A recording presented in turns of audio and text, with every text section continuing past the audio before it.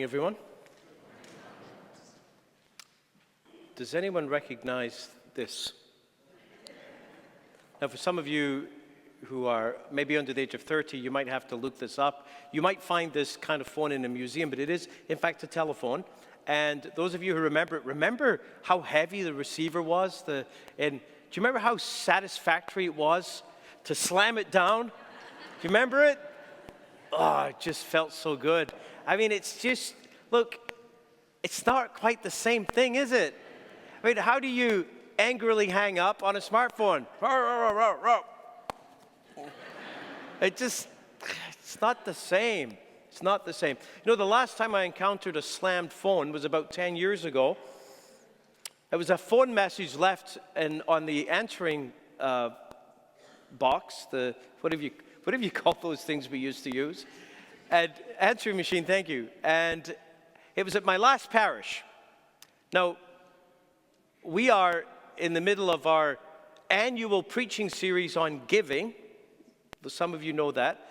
10 years ago, I was doing this very same thing, and we had just finished the third week. Okay? And I went in and I got the message, and it was a man who was quite agitated. I never did meet him, but he was very angry, and his message went something like this. He said, "I'm new to the parish. I just started coming 3 weeks ago. And every single week, you have talked about money. And then I saw the bulletin, and I saw your collection amount." At that time, I think it was about $22,000 a weekend or something. It was a big parish. He said, and you bring, and he was getting louder and you bring in $22,000. And then he screamed, "What does a priest need $22,000 for?" Bang. So it left a bit of an impression on me, you know, I'm just saying. Now, last week we talked about the fact that we're called to give to the mission, not to pay the bills. You know, because paying the bills is like, okay, what's it cost to keep the lights on, to stop the roof from caving in on us? Let's cover the costs. What's the minimum? We're called to change the world, right? Guess what? With a little bit of imagination and the Holy Spirit, we can do a lot with $22,000 a week. Because there's a lot of work that needs to be done. And we'll use it all. And God willing, we'll be good stewards of it. You know, you've heard the expression, the more eggs, the bigger the omelet we get to make. We're called to make a big divine omelet. That's where, I never thought I'd be talking about omelets, but anyway. But just in case you perhaps identify with that dear man, the words of the gospel today are perhaps relevant. Do not let your hearts be troubled. Jesus says, "Peace I leave with you, my peace I give to you. I do not give to you as the world gives." Because think about the relationship of peace and troubled hearts to the topic of money and finances. Think of what the world says to us about what we need to have and do with our finances in order to have peace. And I ask you, does that usually work? You know, we talk about security. You know, I think it was Rockefeller who was once asked, "How much is enough?" And he said, "A little bit more, just a little bit more, just a little bit more." So the world offers a particular version of peace to us, but it's a very human thing for perhaps our hearts to be troubled around this topic, especially in our present situation. So I think the words of Jesus are applicable to us. He says, "Do not let your hearts be troubled. Don't let them be afraid." So as we cover this topic in our second week, please don't be troubled. Don't be troubled. This is our annual giving series, as I said. Last week, if you were, as I said last week, if you're here today as a guest or a visitor, hey, you lucked out. What can I say? But this is not for you. This message is for our regular parishioners. And last week, we looked at the question of why, why we give. I mentioned that we give to support the mission, not to pay the bills. And the mission that Jesus has given the church is the most important mission on earth. It's the most important mission of any organization on the earth. And it's the mission that Jesus himself has given us. And last week I left you with this question. When you think of your role in the church, your involvement in the church, are you an owner or a customer? Even when you come here to celebrate the Eucharist, do you come to church or do you come as the church? Are you an owner or a customer? Because that's going to shape how we view this whole dimension of the Christian life. Are you an owner or a customer? This week I want to begin looking at the question of how we give. I want to look at some biblical principles that should shape our giving, not just in church, but our generosity on the whole. And the first principle I want to look at is that our giving should be informed. Informed. Think of the last time you made a significant decision. Did you do any research? Of course, we Googled it. We looked it up. We researched. We looked at the pros and the cons. We compared the benefits of different choices. We made an informed decision. We do it all the time.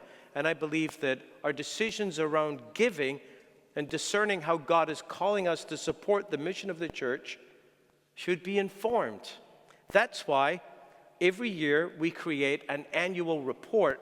And this weekend, we are releasing our annual Stewardship of Treasure report here. If you just look at the screen for a second, you'll see that the report, it's color, it's got photographs, charts, pie charts, tables, stories, testimonies, information. It's got the budget, the year end, and information like that. And what we've done is we've made it accessible. At least we've tried to make it accessible. It's 12-page, it's color, it's glossy. Sometimes people say, what are you wasting money on that for? Well, it works out to be about $4. And we're giving one of these to every household in our parish. Let me ask you a question. Is $4 per household per year a worthwhile investment in informing you, owners of our parish? I think it is. I think it is. And I think it's an important thing to do things well. So that's why we've got this. Also, it's got relevant information. I remember years ago, as a young priest in my first parishes, the annual, Sunday where you had a finance report was it was a total snooze fest. It was so boring, and it seems irrelevant. And the handout was some photocopied paper with numbers on it that you had to be an accountant to try to understand it. And I just think we can do a little better. So that's what we've tried to do. Hopefully we've done that. And it's got simplified information, financial information, not inaccurate, it's still accurate, but it's been simplified, and it's got some really practical stories and examples. So I want to highlight in the remainder of my time with you this morning just a few points. There's a lot of information here. Hopefully you'll take it home and read it today. But I want to look at the question of operational costs, because our parish is I would call, in our Catholic context, I would say it's a mid-sized parish. But if you look at all Christian churches, our church would be considered to be a very large church. A couple of weeks ago, we had over 800 people at Sunday Mass. Our annual operation cost is about $1.2 million.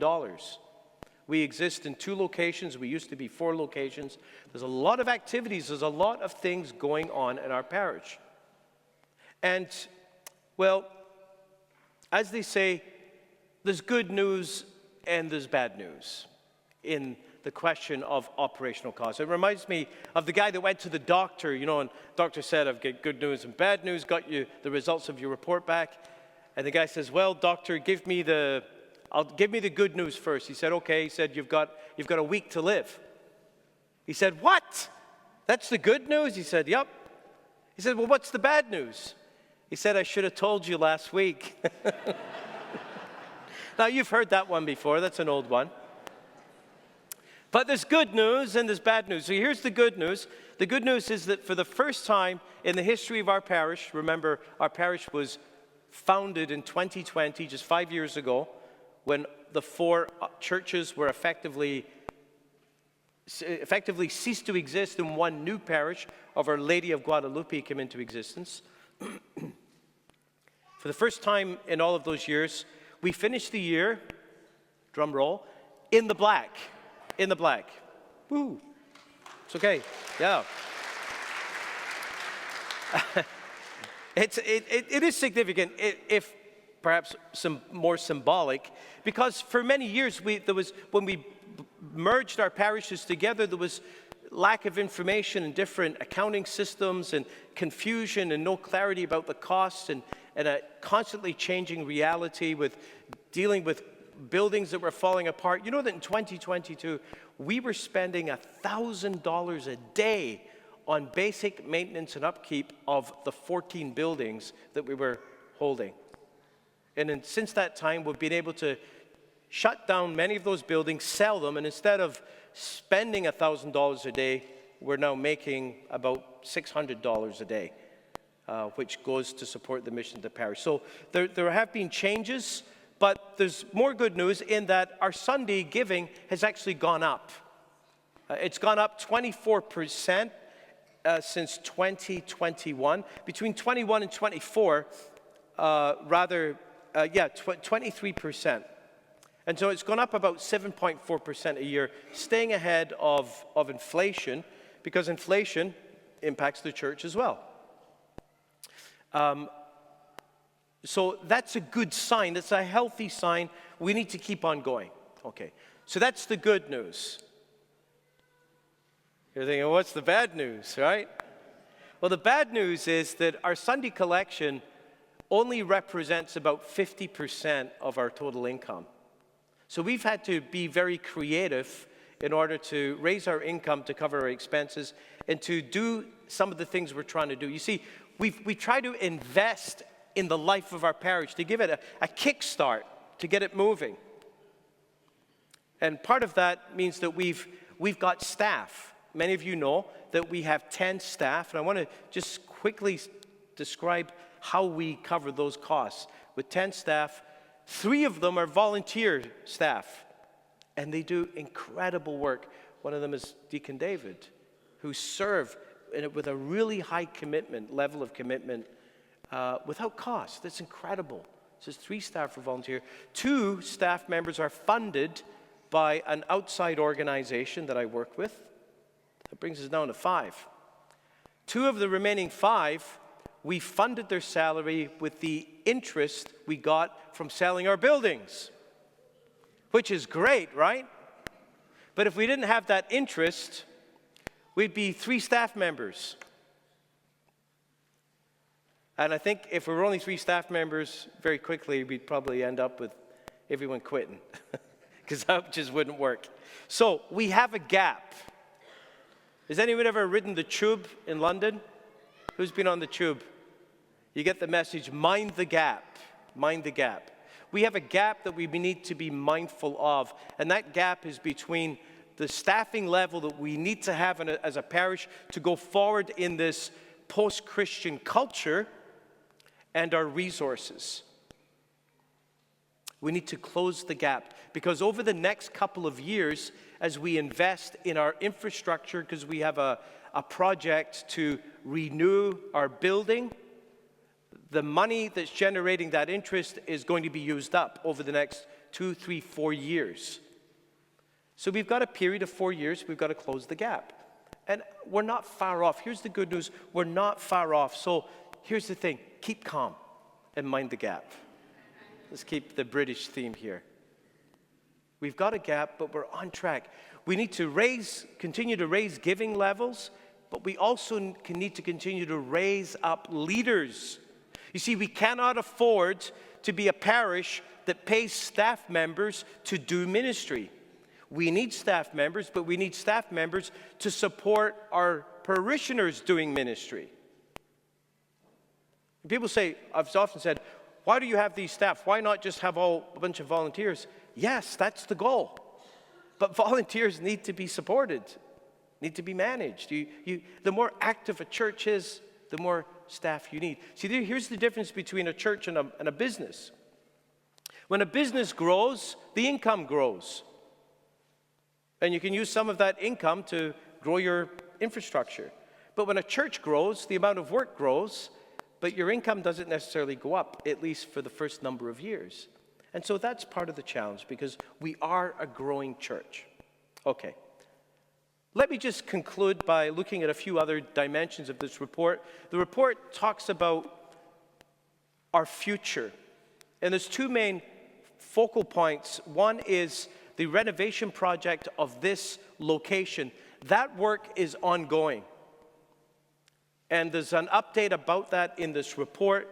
I'll just say this, that there are many moving parts on it. We're in a design phase because the original concept we had priced out, and it's on the outer edge of affordability. So we're looking to reshape that proposal, but there's information in here about that. And by the way, one other thing, this kind of work, there are architectural fees, there are quite sizable fees that we've already started to incur, these costs, and they were part of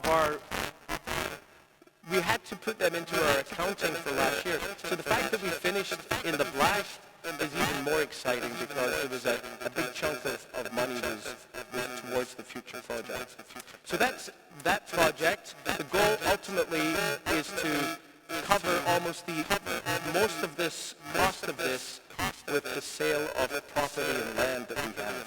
The other one is the St. Anthony's location. So we have two locations in our parish in North Dartmouth. We have another church there. We have weekday mass there twice a week.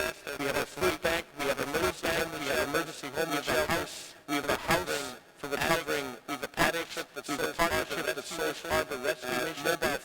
Mobile food mart. If you ever come by there on a Thursday, the place is mobbed. The parking lot, the activity, supporting the poor out of that location is tremendous.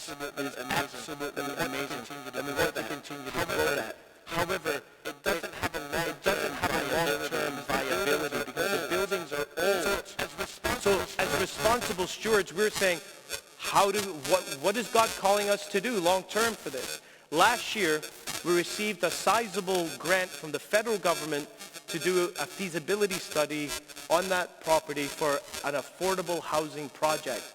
The good news, and this was a break-even process or project for us, is that there's an in-depth, highly detailed study, this professional study, that says it can work, it's feasible. We could, in 6 to 8 years from now, have and be owners of a 140-unit housing project. 30% of those units would be for affordable housing, and that location would house a chapel, a new St. Anthony's Chapel, and a space for ministry, and it would even generate a bit of income for the parish. So that's feasible. Now, that's long-term. There's information in here about that if that piques your curiosity. All right, so the goal ultimately today is that you be informed. And I hope that every household will grab one of these and that you will read it before you go to bed tonight. And either it will help you sleep, or it's going to give you nightmares, or it's going to keep you up all night. But if it does, please don't call.